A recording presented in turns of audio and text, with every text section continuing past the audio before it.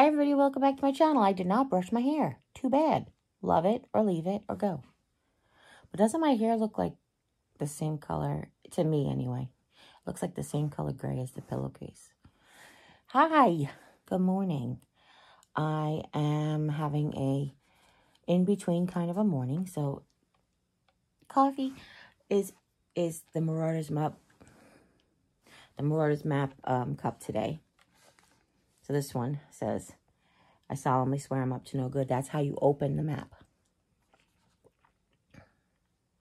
And this side says, mischief managed. And that's how you close the map.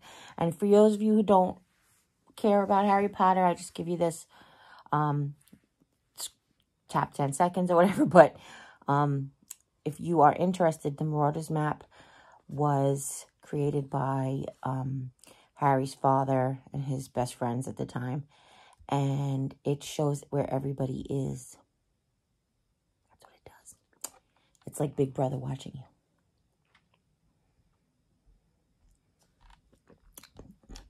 They didn't use it for evil. They just used it for mischief. Oh, excuse me 1 second.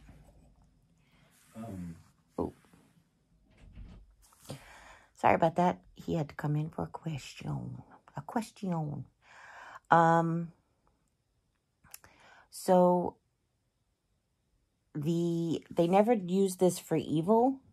Like, obviously, it says mischief managed, but it was more like to find out where the professors were so they can sneak around to the little village and all these things. So, that's why it's fun and not evil. It's evil like the fruits of the devil. Evil. Okay, anyway.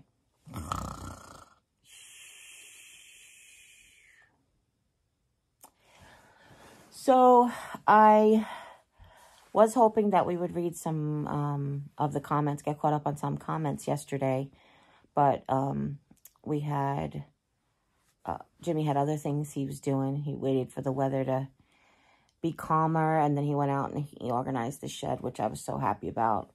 So the next thing he could do is to get the mattresses into the utility room so that he can get his office space cleaned up. I do have some more things in his office that will go in my craft room when it's done. So right now it's, you know, he can't finish, but he can do the bulk of it. You know, get it to where it was when we were finished in February. Was it February? Was it May? Was it April? I don't remember when it was, but when we finished it. No, it had to have been after that because it was after here. Well, that's not important. Anyway, yes, oh, sorry. I'm a little achy today. I said to him, I'm like, is it going to rain? And he said, it's supposed to be overcast, but it is very, very humid, like 96% humidity. So it's sometimes it's the barometric pressure. It's not actually the rain that your joints can feel sometimes. But I ate very well yesterday, and I did all my exercises. So is it like, did I do too much or whatever? But my hip actually hurts today for the first time in a very long time. So I'm making sure I took my medicine. Did you take your medicine? Did you take all the right medicine? I'm reminding you. Take my meds. I forgot to turn that off because I took them right before I started the video. I'm reminding you. Take my meds. Okay. So,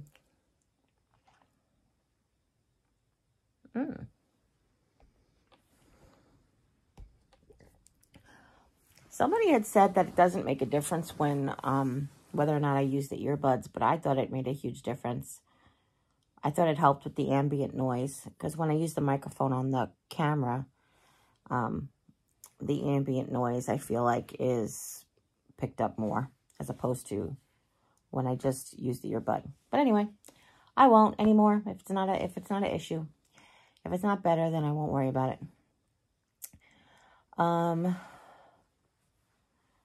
So today I wanted to just talk about,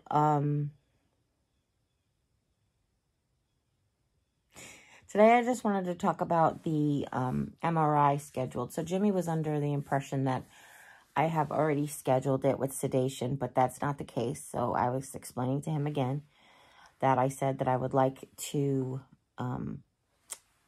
talk to my doctor about possibly doing that, but that's not what's on the schedule right now. What's on the schedule right now is just an MRI of my femur. So I would like to call my doctor on Tuesday, which today is Sunday. So happy Sunday.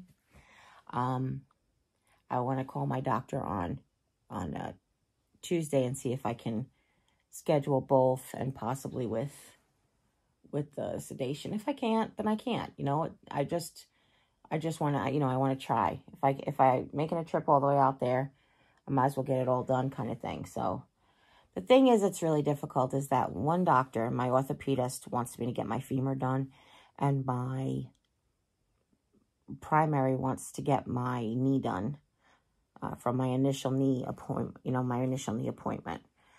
and the sedation was recommended by my primary. So it's like, who do you call for what? But I think since they put my primary put my knee on the back burner, my orthopedist may or may not be able to schedule, like, to do everything. Or my primary may be able to do everything. So we'll see. I'm going to call the primary first, because she was the one who initially did the knee and the sedation. If we're looking to just add that to the appointment on Friday, I'll see if we can do that. What I should do is call Central Scheduling first and ask if I can do that. I never even thought about that. I might have to have a longer appointment or a different location. I'll call Central Scheduling first. Let me do that. They know more. They know more. So anyway, that was the misunderstanding. I'm not mad. He just doesn't always pick up on, like, everything that I'm saying, whatever. So don't think I'm mad. I wanted to talk about something because there's been a lot of drama, and I have to tell you the 100% God's honest truth. I hate drama. I really, truly do. I don't gossip. I don't do this because I'm not involved in drama. Like, I almost feel like when both of my besties work in middle school. Well, actually, Lisa works in high school now. But both of my besties work in a school. And they both work at, like, with teenagers. And it's like, there's a lot of teenage drama that happens. And when they first both started working there, you could tell that they're kind of, like, a tiny bit of their tone changed to almost be involved in teenage dramas. But even though it wasn't with the teenagers, it was like their lives were becoming like a teenage drama.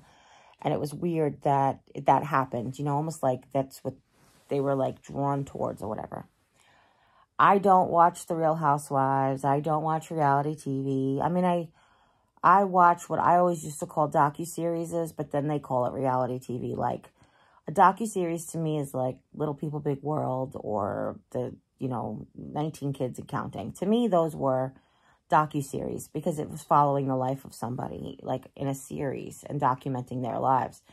But they like it reality TV. To me, reality TV was like the real world, or,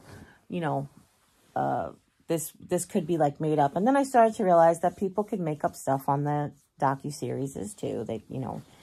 They can edit for effect is really what it is, or they can be other people than who they really are. I'm sorry for all the movement. I am really uncomfortable, and I'm trying to work through it.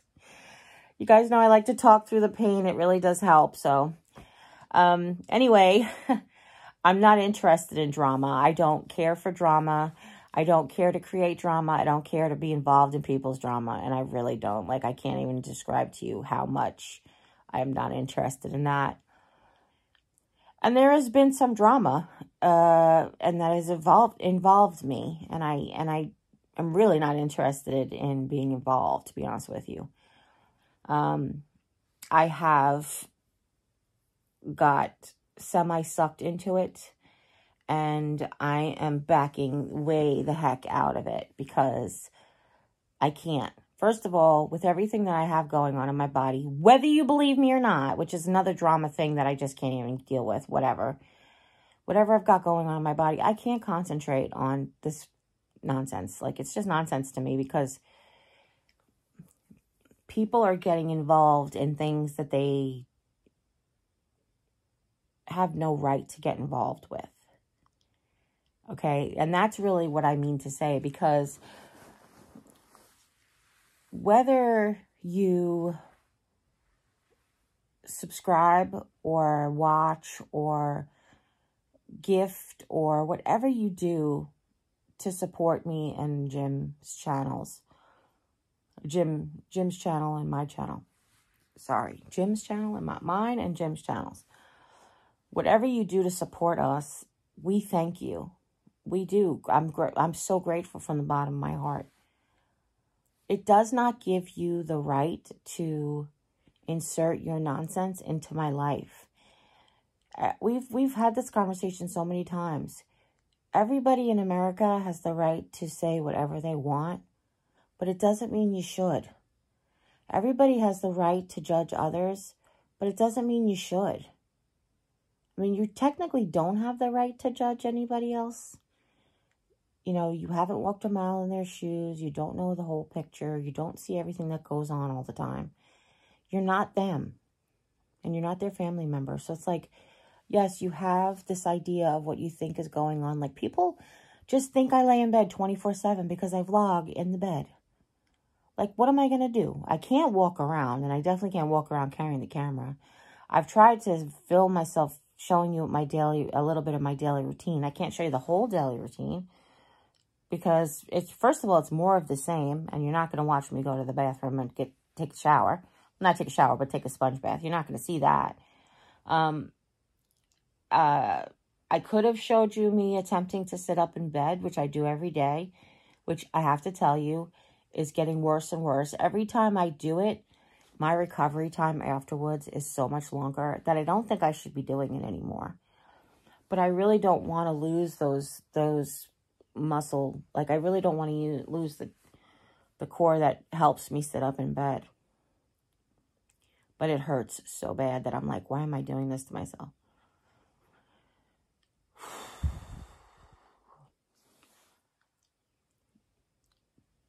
The fact that people have very, very strong opinions about me is their business, like, not mine.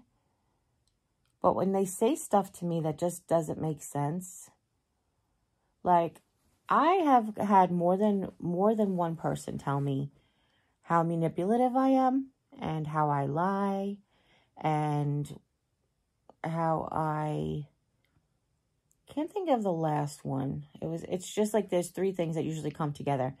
I'm a liar, I'm a manipulator. Dang it, why can't I remember the third one?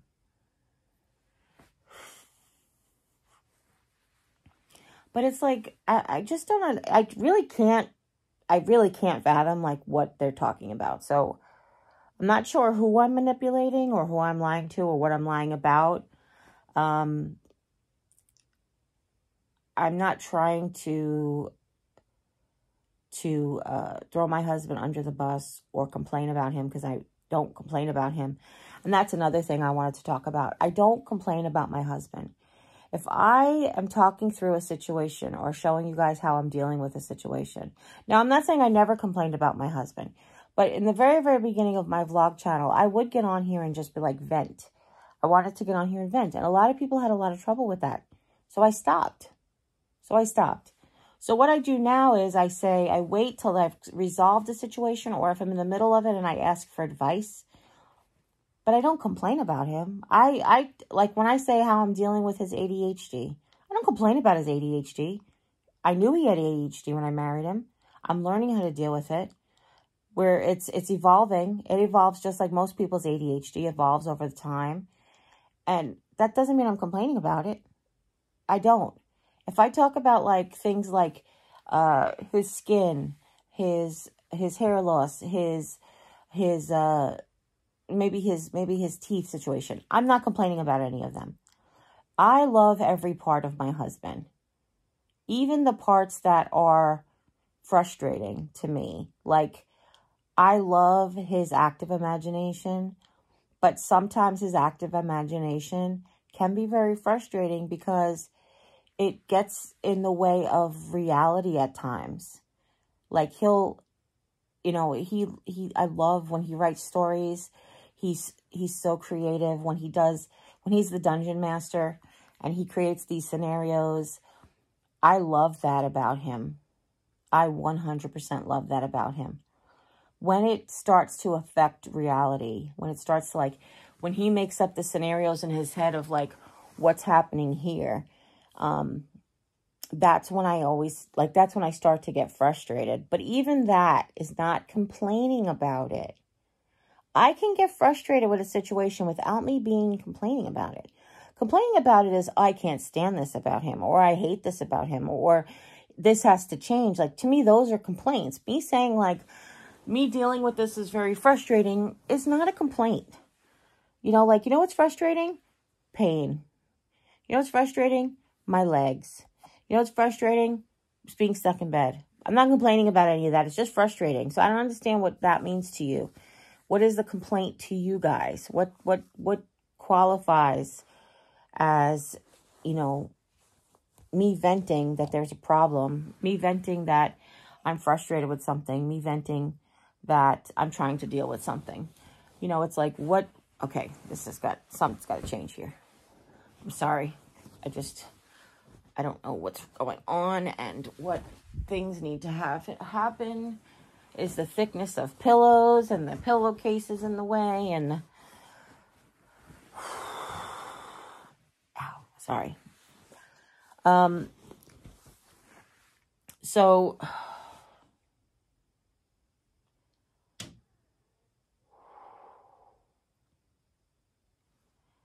sorry about that. Sometimes the birds hit the screen, or they're locusts or bugs. I don't think the locusts are out anymore, but sometimes birds hit the screen and you're like, what the heck? Okay.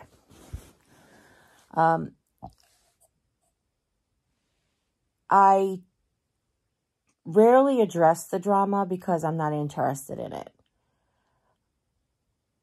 But I'm not sure what about that makes me a liar or a manipulator. I think what I was trying to get at is that my husband does have a very active imagination. Again, not a complaint. I love it.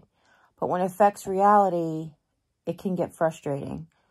So a perfect example of what I'm trying to say is he was adamant about me going to the other place to get my MRI with sedation. But I never told him that. What I told him was exactly what I told you guys. I think I'm going to try to call Tuesday to see if I can get both MRIs done at the same time with sedation. That's what I told him. And what he heard was, or what he processed was something different. And what he then repeated was something different. And that happens a lot. And what bothers me the most, and I'm not saying oh, I was here first, because it's not even about that.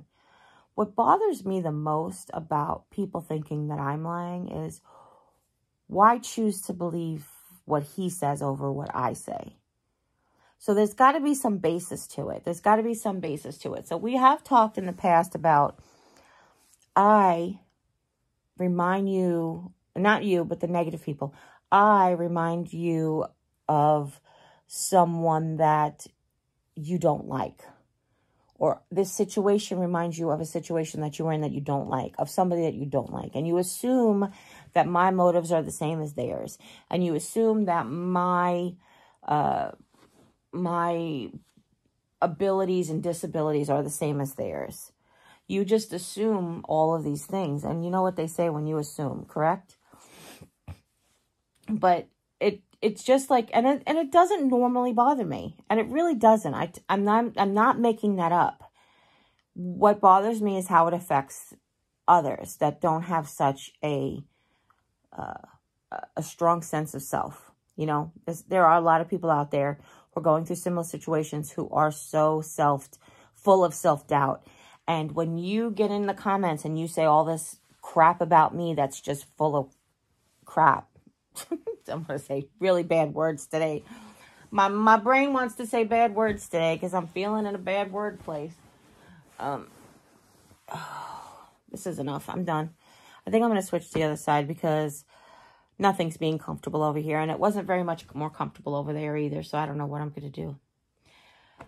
But let me just finish this thought real quick. When you say stuff to me and I can take it because you don't matter to me, other people don't feel that way. And then they feel really bad about themselves. And that's the line that I have to draw. I have to draw because it doesn't make a difference what you say to me. And there are a lot of times where my friends and family will read a comment and they'll be like, you have to delete this comment. And I'll look at it and I'll be like, no, I don't have to delete it. I have to address it. And it's not to start an argument or to start banter. It's to just like set the record straight. You'll say something that is totally 100% out of reality. And honestly, what it is, and I'm sure what it is there are people who don't watch every minute of a 45-minute vlog. There are people who listen all the time. There are people who pick and choose to hear what they want to hear out of, like pick and choose different things out of context. But there are also those who just don't watch the whole thing.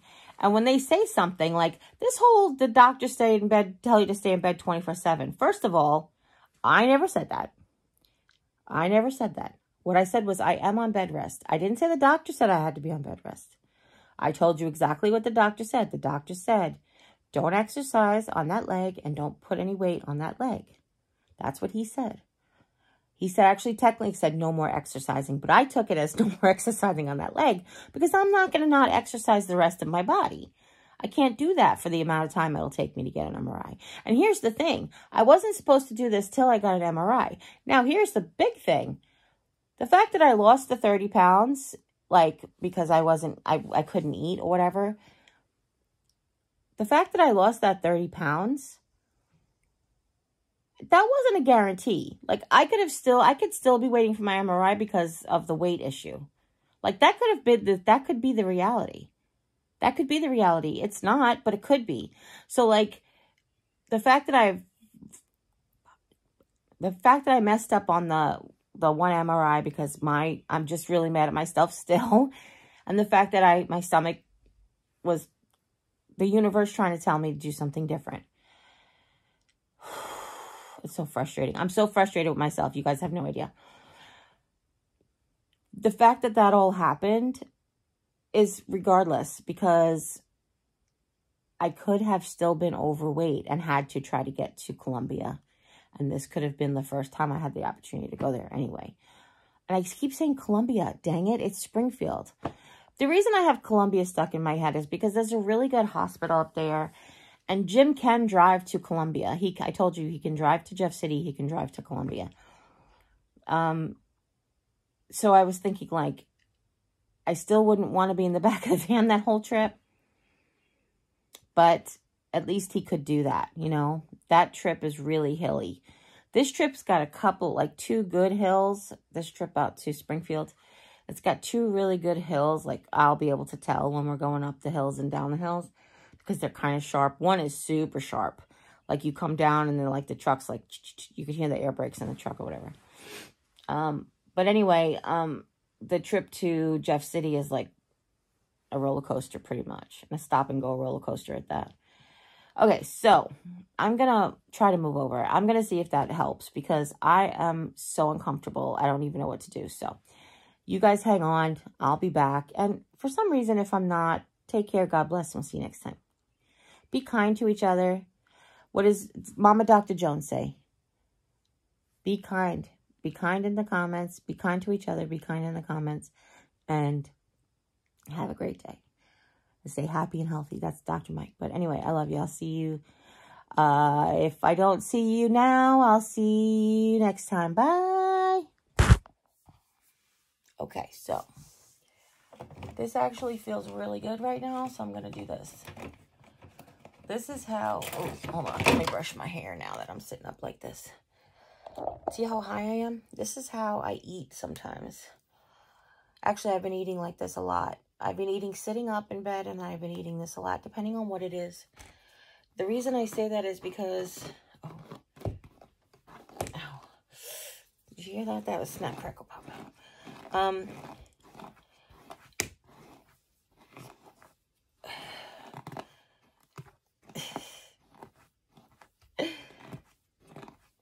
it's more painful to compress the leg muscle than it is to stretch it on the side. So here's what I'm saying.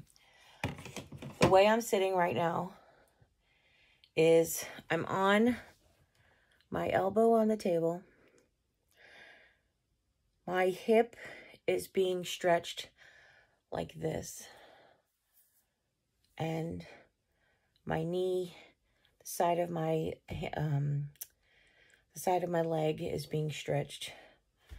And where I feel it the most right now is the bottom of my kneecap.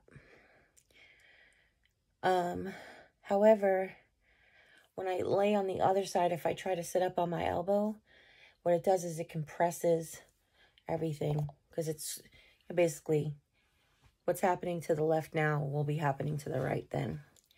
So let's move you back so you're not up my nose. And I put my clips back in because it wrangles all of this, whatever's happening here.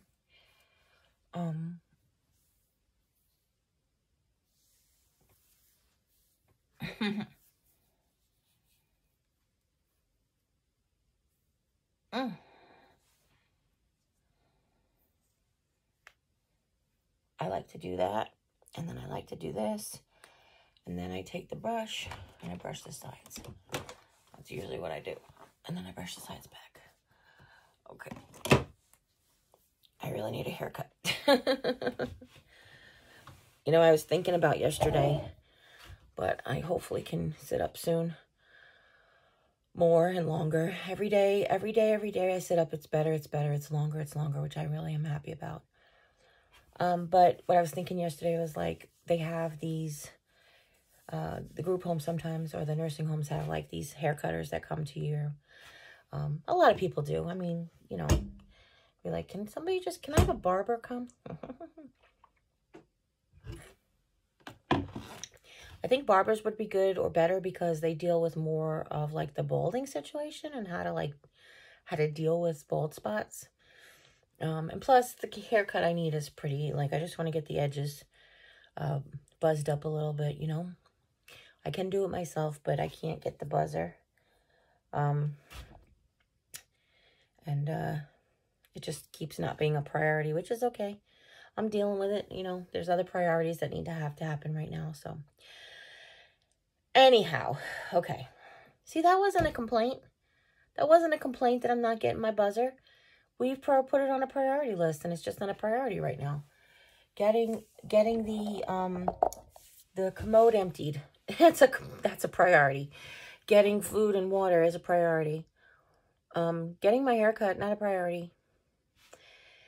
So Jim and I had a really good talk yesterday, and I feel like we settled it, and we had, like, it was just a very intimate, like, I feel like it was soul to soul kind of connection. And then last night it, like, went out the door because people got involved. And again, I'm not complaining, stop, but it's just my reality right now. And after he spent some time on his own last night, he came back to me, and I asked him how he was, because who I saw in the video last night, in the live stream last night, was not my husband.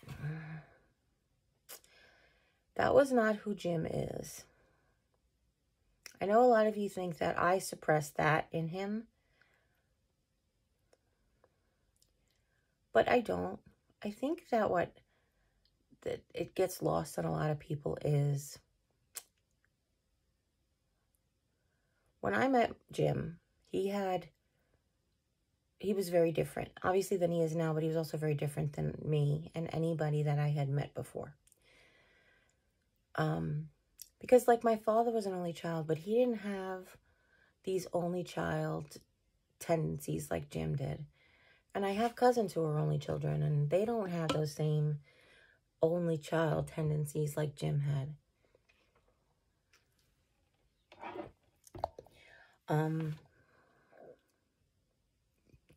I mean, Lisa had brothers and sisters, but they were more like older, like she didn't really live with them, and she was an only child and she didn't have these tendencies.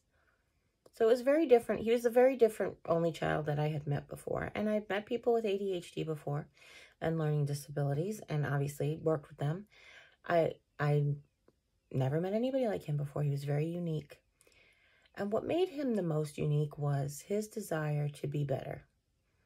Now, everybody has a desire to be better, the better version of themselves, or better at a skill or a task. But Jim wanted to be a person that he thought he was, if that makes any sense. Like for example, he thought he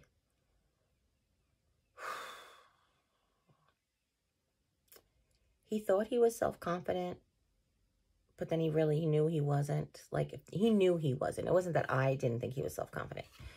Like, he thought he put on this persona of self-confidence, but then inside he knew he wasn't self-confident. He knew it was just an act.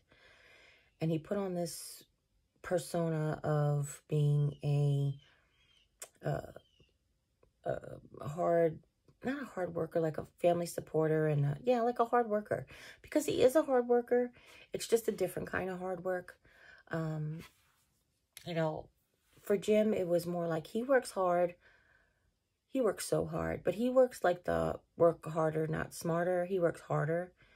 And I'm not saying that he doesn't work smart, but I'm just saying he puts in effort because he compensates for things that, like, he puts in effort, as opposed to, like, I want to make my life better to support my family. He just works. Like, that's how he, and again, not complaining, just saying how he was. But when I met him, he wanted to be the person who worked smarter, and not harder. And we've tried for 20, I guess was 15 years probably, for him to, like, really, we worked on it constantly. What can you do? What can we get? Like, what can you learn? What can we do? I mean, he went to the vet tech assistant school and he did really, really well. Sorry. I guess that's, I don't know what that is, a truck or something. He worked very, very hard. He did very well, but then if the job wasn't handed to him, he didn't try to get it. Like, he went on one interview. He worked at one place that was an animal shelter, and that didn't last very long. Which, again, not complaining, just saying, like, so we tried. So there were so many things that Jim wanted to be, that he presented himself as, that he knew that he wasn't, but he did want to be. So those are the things that we've learned. I haven't tried to change him, to mold him to be better for me, because if I did, he'd be somebody totally different. Like, I didn't mold him into my dream guy that I had before I met him, because he would be somebody totally different. And you guys are talking about manipulating, and I'm like, if I was manipulative, my husband would be in construction for the last 20 years, because if you're going to work that hard, you're going to make the buck. That's what I'm saying. Or if I was manipulative, I would have, like, pushed him to go to, like, a better school to do better things. Like, I'm not manipulative. I'm sorry. I'm sorry that you feel that way.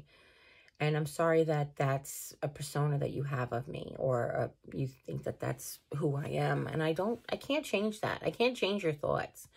I could just tell you the truth. And I could tell you how it is and what I know. And again, this is nothing that I haven't talked about with my husband.